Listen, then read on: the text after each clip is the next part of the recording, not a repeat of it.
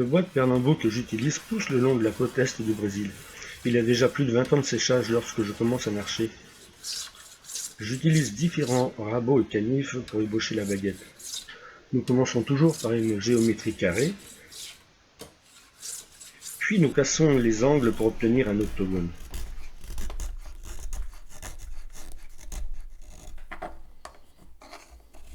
On entend bien le rabot chanter.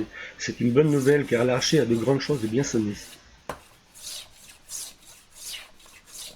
Le choix du bois est déterminant puisqu'il faut accorder un simple morceau de bois à la personnalité de chaque musicien. C'est pourquoi il me faut parfois plusieurs jours avant de trouver une bonne baguette.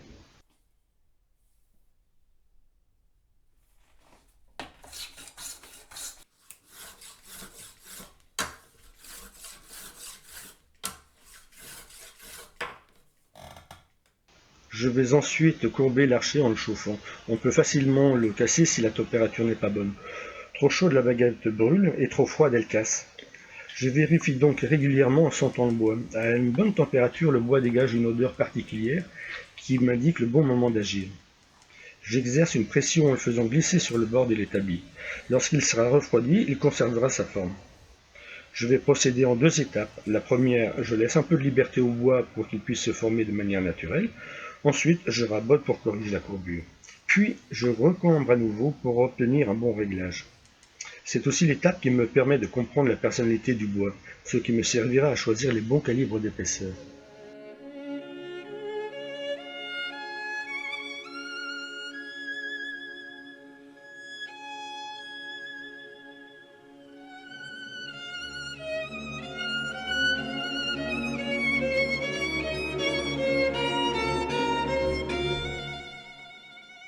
Après l'avoir ajusté à la lime, je colle la plaque de tête taillée dans un bloc d'ivoire de mammouth.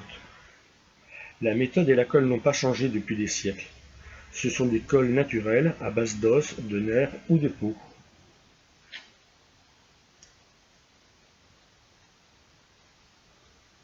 Une bonne nuit de séchage sera nécessaire.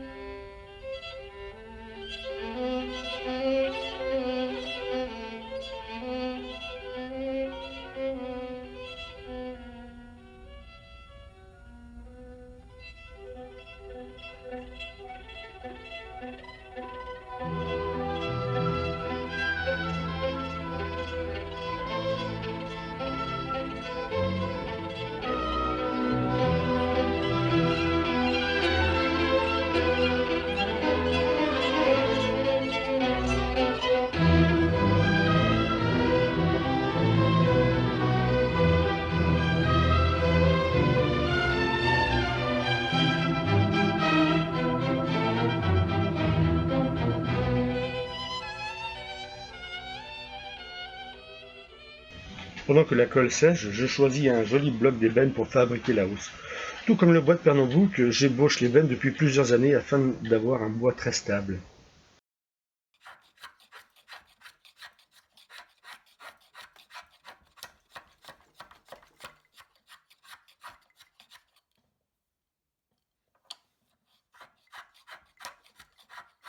L'archetier devient alors bijoutier pour quelques heures. J'ai conservé les méthodes anciennes que mon maître nous a apprises.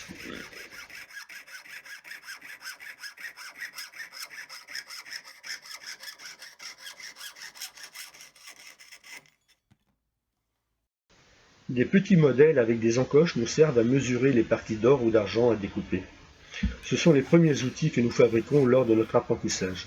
Ils ont 40 ans, mais nous pouvons les faire évoluer lorsque notre style doit changer.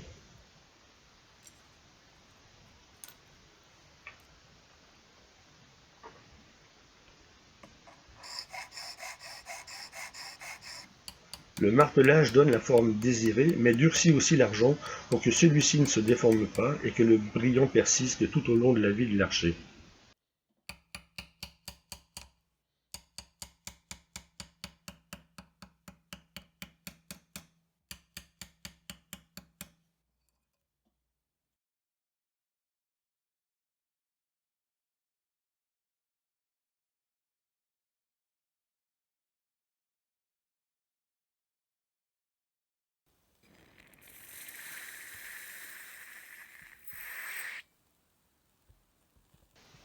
La soudure étonnera toujours les bijoutiers qui utilisent le chalumeau. Ici, une simple flamme nous permet de souder le passant.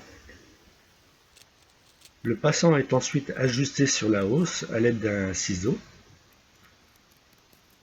C'est le point de référence de la géométrie de la hausse.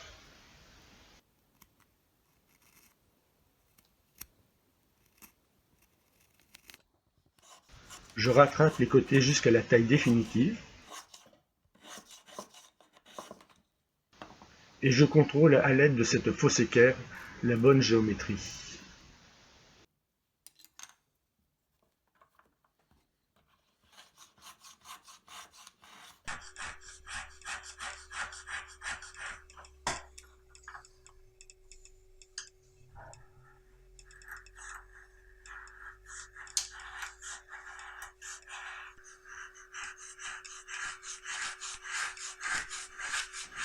Pour décorer ce bloc un peu triste, je vais utiliser de l'or ou de l'argent, ainsi que de la nacre.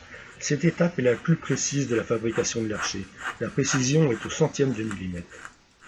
Ici, je prépare l'emplacement du recouvrement de nacre et du petit carré d'argent. Nous sommes aussi un peu musiciens, nos gestes doivent être rythmés et mélodieux. Il n'y a pas de beau travail sans belle mélodie.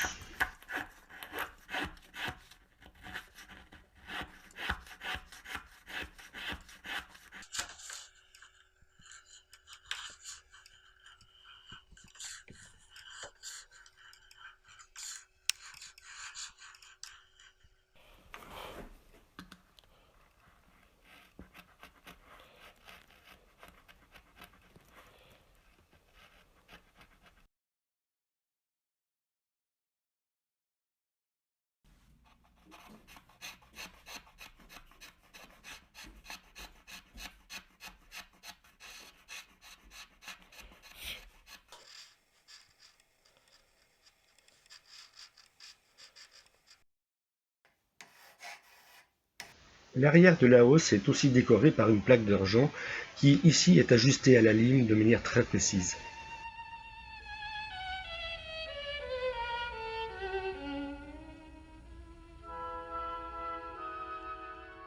Pour ce qui est de la nacre, je choisis d'utiliser l'ormeau, notamment pour la beauté de ses reflets, sa grande résistance et aussi parce qu'il est pêché ici en Bretagne. Je choisis dans la coquille les parties les plus plates.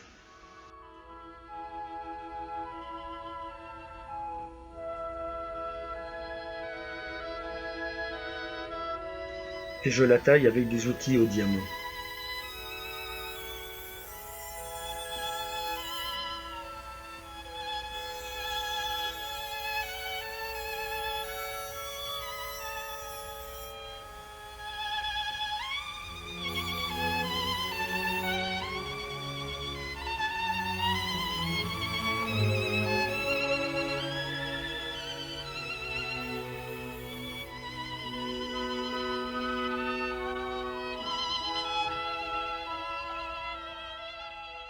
Grâce à une meule à eau, je vais l'amincir jusqu'à la bonne épaisseur, tout en cherchant les plus beaux reflets.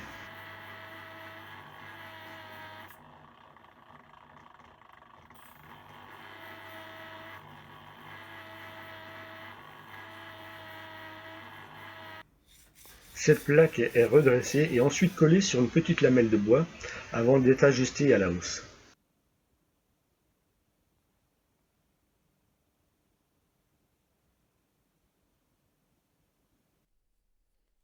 Les deux grains qui décorent les côtés de la hausse sont choisis dans le même coquillage.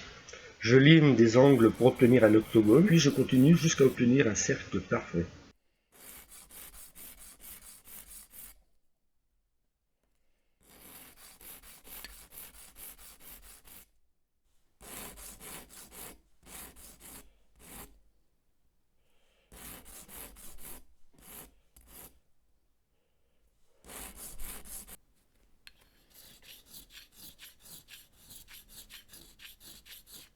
Les grains et les cercles sont collés et je peux contrôler maintenant le reflet. La hausse est à présent terminée. Je vais maintenant m'occuper de la partie mécanique avec la fabrication du bouton et de la vis.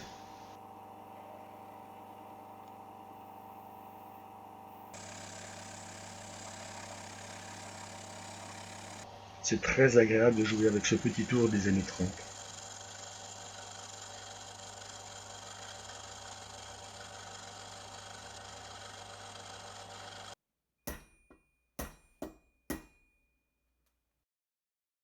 Le bouton est constitué d'un corps en ébène et de 2 bagues d'or ou d'argent. Je termine ma mortaise, puis je vais percer la baguette avec un outil préhistorique qui s'appelle le foret. Cela me permet de corriger millimètre par millimètre la bonne trajectoire.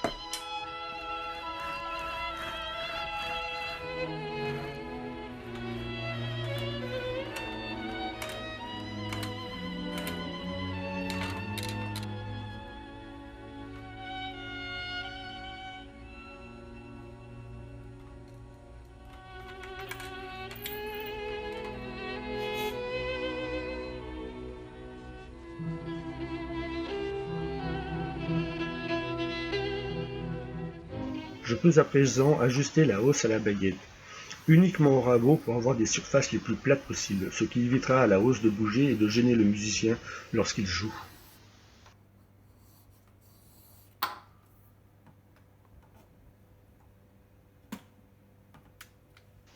Tous les points de contact doivent être absolument parfaits. Maintenant, c'est la partie la plus difficile de l'archer, car j'arrondis la baguette jusqu'à obtenir la meilleure flexibilité, tout en respectant un équilibre et un poids bien précis. La forme de la baguette n'est pas exactement ronde, je choisis des formes ovales, rondes ou même légèrement triangulaires. C'est ce qui va donner la précision de l'archer sur la corde, et une sensation de fluidité dans le son.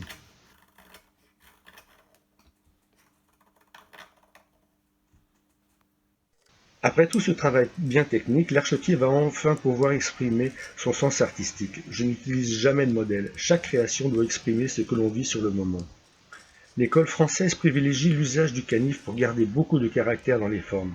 La taille d'une tête étant très petite, chaque arête doit être vive pour augmenter l'effet visuel. Les petites arêtes laissées par le canif ont été limées, puis la tête polie à l'aide de papier de verre. Le polissage doit être très léger car il faut conserver tous les réglages de la baguette.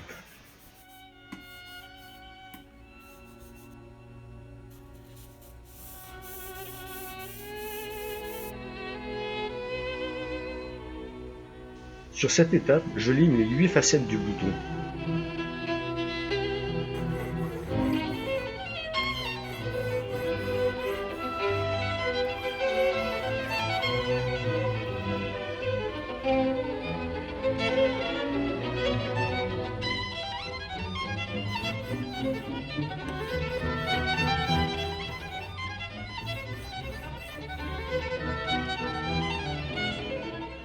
Puis je taille de petits clous d'argent qui me serviront à sertir solidement les 2 bagues.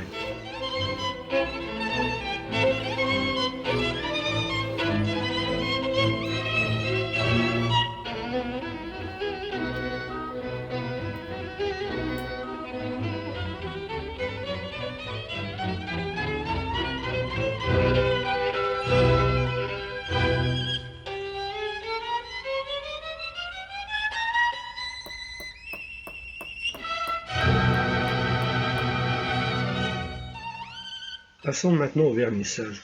De 3 à 6 couches de vernis sont nécessaires pour protéger et embellir le bois. C'est un vernis à base de gomme laque naturelle que je fabrique moi-même.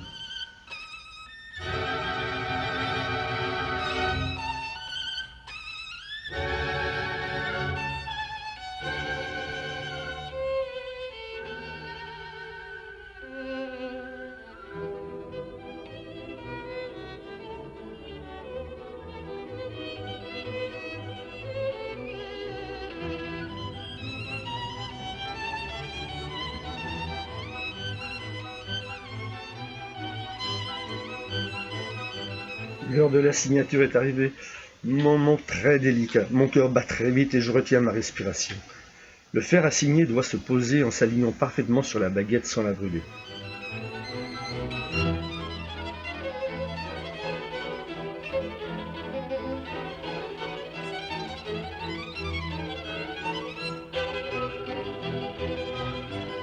Ouf, c'est parfait. Comme vous pouvez le voir, je signe aussi une deuxième fois sous la garniture. Encore un autre métier est le travail du fil de soie. La garniture qui va protéger l'archer peut se décliner de différentes manières. Fil d'argent ou d'or sur soie, variation de couleur ou de décor.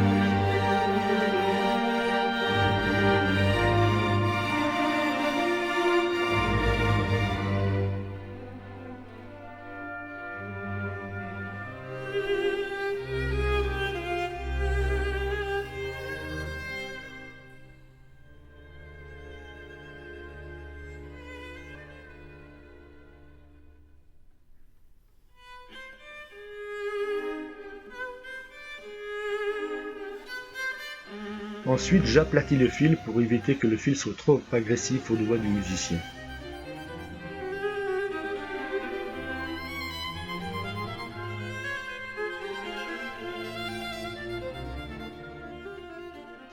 La dernière étape dans la fabrication de l'archer est le méchage. Le crin de cheval vient de Mongolie ou d'Australie.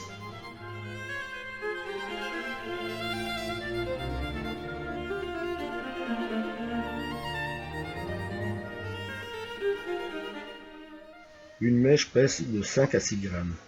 Et on doit absolument écarter tous les crins défectueux. Je brûle la ligature.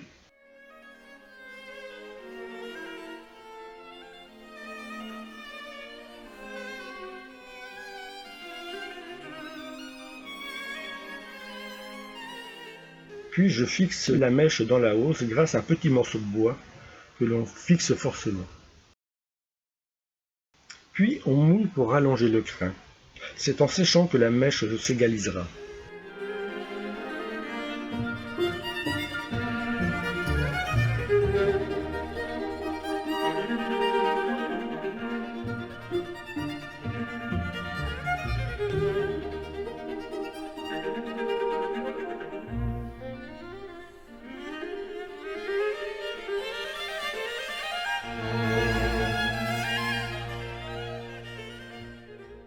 Lorsque le crin est bien tendu, je forme la deuxième ligature qui viendra se loger dans la tête.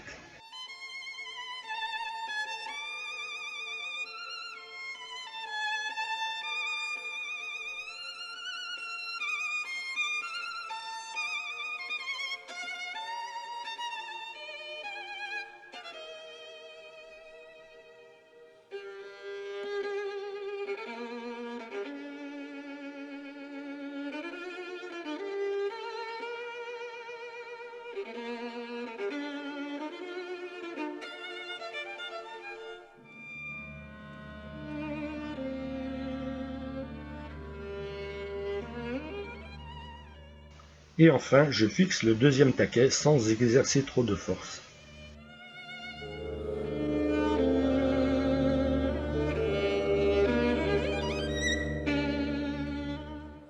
À travers toutes ces étapes, j'ai fait naître un archer, mais maintenant c'est au musicien de le faire vivre.